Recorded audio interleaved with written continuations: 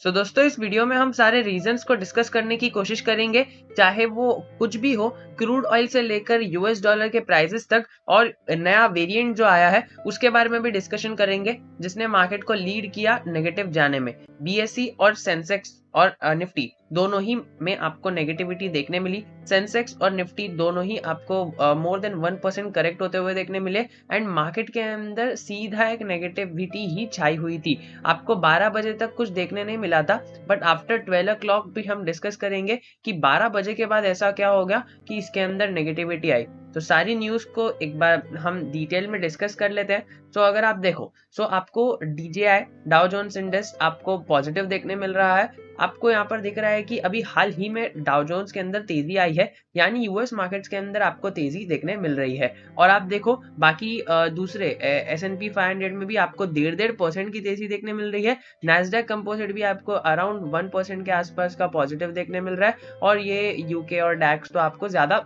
Positive नहीं but positive ही देखने मिल रहे हैं। आपको कोई भी स्टॉक लाल निशान में देखने नहीं मिल रहा है, बट हमारा बीएसई और ये हमारा निफ्टी ये दोनों ही नेगेटिव क्यों है? बिकॉज हमारे मार्केट क्लोज हो चुके हैं। That is why they both are in a negative trend. So let us see कि आने वाले टाइम में क्या हो सकता है एंड क्या क्या रीजंस थे। दोस्तों सबसे पहला रीजन तो आपको पता ही है, ओमनिक्रॉन जो नया वेरिएंट डिस्कवर हुआ है अफ्रीका के अंदर, वो अफ्रीका के अंदर उसका फर्स्ट केस इंडिया के अंदर रिपोर्ट हुआ। ये 7 घंटे पहले की न्यूज है, यानी ये न्यूज आई थी 12 बजे। दोस्तों आप एकदम डेट कंफर्म कर सकते हो और टाइम भी कंफर्म कर सकते हो। 7 आवर्स अगो लिखा हुआ है एंड अभी ये वीडियो एग्जैक्ट 7 बजे बन रहा है। दोस्तों आपको सीधा सीधा दिख रहा है कि 12 बजे के आसपास ये न्यूज आई थी by BBC news. And BBC news आपको पता है रेलेवेंसी के लिए जानी जाती है। ओमनिक्रॉन का पहला केस इंडिया के अंदर, ऐसा उनका मानना है कि इंडिया के अंदर पहला केस कोविड का आया था, जिसके कारण मार्केट्स के अंदर आपको तनाव देखने मिला। एंड आपको दिख ही रहा है कि किस तरह से 1 बजे के आसपास, 12 बजे के बाद और 1 बजे के आसपास क्या तेजी से इसके अंदर मार्केट ने नेगेटिविटी दिखाई। क्यों? हमारे इंडियन मार्केट्स ने यूएस मार्केट्स को फॉलो नहीं किया, क्योंकि हमें इंडिया के अंदर आपको पहला केस देखने मिला। यहाँ पर देखिए एग्जैक्ट 12 बजे के आसपास यहाँ पर देखने मिल रहा है कि नेगेटिविटी आई थी।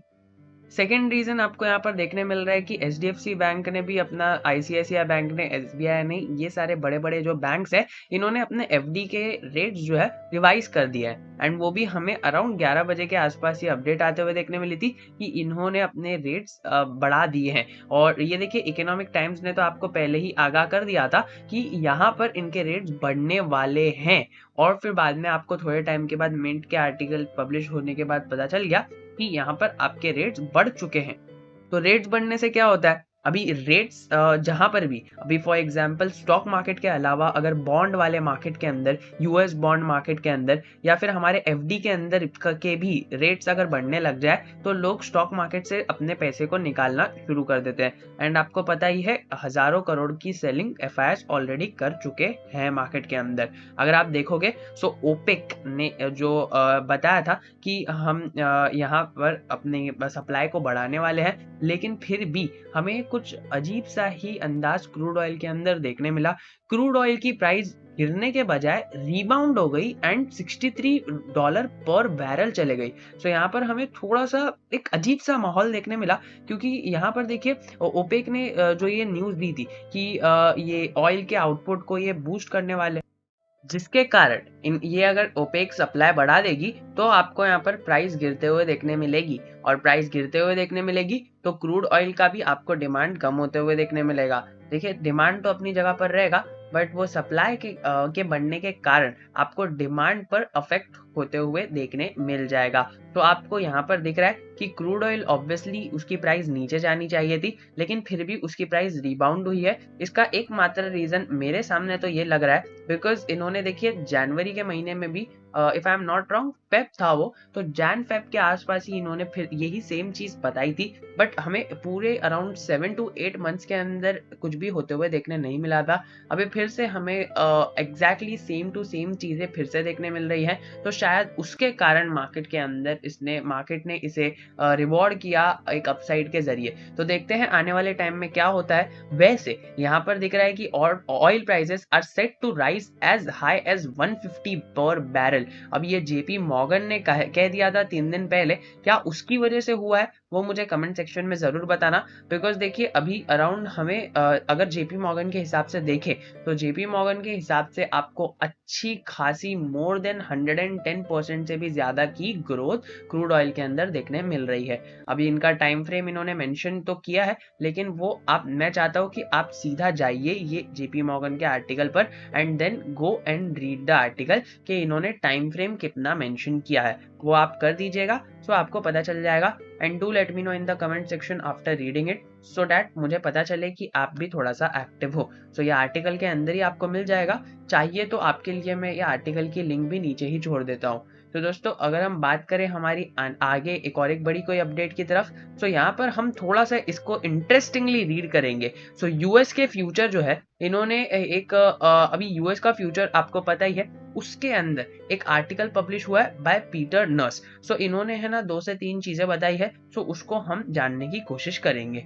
सो अगर आप देखोगे तो यूएस स्टॉक्स ने ओपनिंग के टाइम पर कुछ हमें एकदम म्यूट फैशन देखने मिला था, ओनली बिकॉज फ्राइडे के ट्रेडिंग सेशन में थर्सडे के ट्रेडिंग सेशन में आपको एक्सपायरी देखने मिली थी एंड देन फ्राइडे थर्सडे खत्म हो गया तो आपको फ्राइडे के अंदर ये देखने मिल रहा है वोलेटिलिटी, क्योंकि पूरे वीक की वोलेटिलिटी हो जाने के बाद हमें थर्सडे के दिन तो मार्केट में किस प्रकार की मूवमेंट दी वो हमने हमारे इंस्टा पर कवर किया ही था, बट स्टिल आपको थर्सडे के बाद हमें एक्सपेक्टेड था फ्राइडे के अंदर वोलेटिलिटी, बिकॉज थर्सडे के अंदर कई सारे लोगों का प्रीमियम डीके हो गया था एंड वो हमें एफआईएस की सेलिंग के थ्रू साफ साफ देखने मिल ही रहा था। हमें चार्ट पर तो कुछ दिखा नहीं था S&P 500 के, बट स्टिल हमें यहाँ पर एक वॉलेटिलिटी वाला माहौल देखने मिला। यहाँ पर बहुत सारी न्यूज थी एंड हम वही न्यूज को जान रहे हैं, लेकिन उसके अंदर एक बड़ी न्यूज आपको दिख रहा है कोविड वेरिएंट की वजह से, जिसके मंथली कीज आपको निकलते हुए देखने मिलते हैं। अगर आप देखो तो ये ईटी है, ये जीएमटी वाला टाइम है, हमारा इंडियन टाइमिंग नहीं है, तो आप उसको देख लीजिएगा। 7 बजे 7 AM को आपको दिख रहा है कि डाउ जोन्स का फ्यूचर डाउन था एंड ये S&P बाकी सारे चीजें डाउन ही था, मेजर इंडाइसेस आपको डाउन ही देखने मिला था, लेकिन फिर बाद में आपको एक रीबाउंड आता हुआ देखने मिला एंड रीबाउंड के अंदर भी आपको पॉजिटिविटी देखने मिली।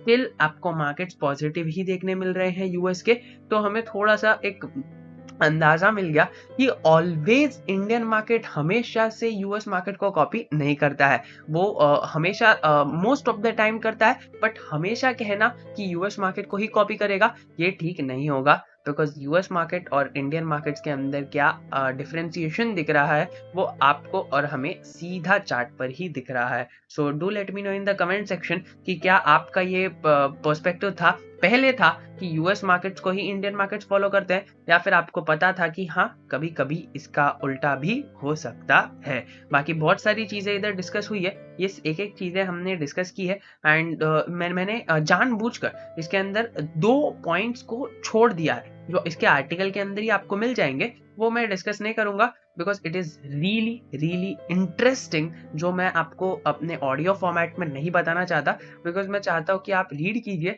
It is really interesting if you read it. अगर आप देखोगे सो ब्रेंट ऑयल के प्राइस आप देख लो, ब्रेंट ऑयल के प्राइस आपको यहाँ पर दिख रहा है कि अदर देन रिट्रेसमेंट आपको इसके अंदर पॉजिटिविटी देखने मिल रही है एंड पॉजिटिविटी भी कुछ ऐसी नहीं 1-8% की, सीधा 3% पॉजिटिविटी के अंदर चले गया है ब्रेंट ऑयल।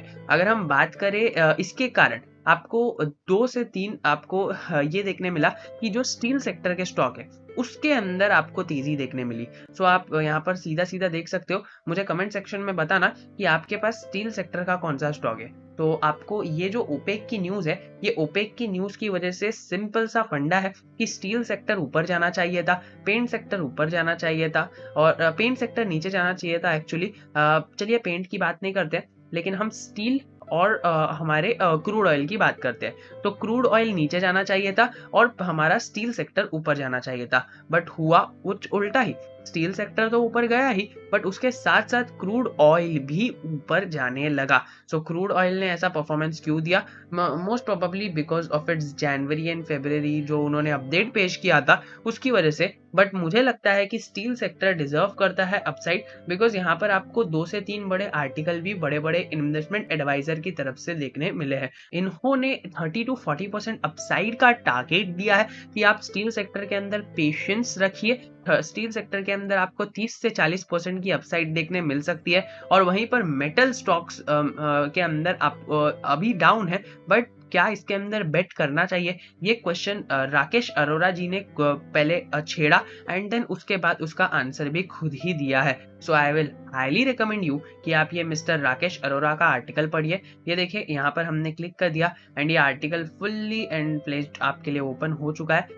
इसके अंदर पहले तो इन्होंने क्वेश्चन पूछा है कि क्या मेटल सेक्टर के अंदर अभी डाउन साइड चालू होगा या फिर अपसाइड चालू होगा, एंड फिर उनके अंदर उन्होंने बहुत सारे पॉइंट्स को कवर किया है जो ऑब्वियसली इस वीडियो के अंदर कवर करना मेरे लिए पॉसिबल नहीं है। सो वो हम बाद में कभी डिस्कस करेंगे, बट फॉर दैट सेक आप अभी थोड़ा सा इसके अंदर इंटरेस्ट ले लीजिए। अगर हम बात करें, साउथ अफ्रीका के हेल्थ मिनिस्टर ने कहा है कि कंट्री का जो चौथा 4th कोविड वेव है, कोविड का आपको पता है हमारे इंडिया में भी 3rd कोविड वेव अभी तक नहीं आई है, लेकिन साउथ अफ्रीका में आपको 3rd वेव तो आते हुए देखने मिल ही है। उसके साथ साथ आपको अभी 4th वेव का भी आसार देखने मिल रहा था after that new covid variant has been discovered है। बट अभी उन्होंने ऑफिशियली 1 घंटे पहले, देखिए यहाँ पर दिख रहा है अराउंड 5:30-6 बजे के आसपास बताया है कि कंट्री के जो इनका हेल्थ मिनिस्टर है उन्होंने कहा है कि अभी हमारा 4th वेव की शुरुआत हमारे इधर हो चुकी है। सो ये मेरी कुछ बातें नहीं है, ये हमारे उनके साउथ अफ्रीका के हेल्थ मिनिस्टर की बात है। सो ये आप चेकआउट कर सकते हो। फिर यहाँ पर मार्क मोबियस ने कहा है कि यहाँ पर 10 से 15% का करेक्शन इंडियन मार्केट के अंदर देखने मिल सकता है। बहुत सारी चीजें इन्होंने बताई है कि किस प्रकार हमें करेक्शन देखने मिल सकता है, एंड वो आर्टिकल को, ये जो आर्टिकल आपके स्क्रीन के सामने पॉप है, इसको मैंने फुल्ली एनालाइज किया है इस वीडियो में। सो आप इस स्क्रीन पर दी गई वीडियो पर क्लिक कर उसको चेकआउट कर सकते हो कि मार्क मोबियस जी ऐसा क्यों कह रहे हैं।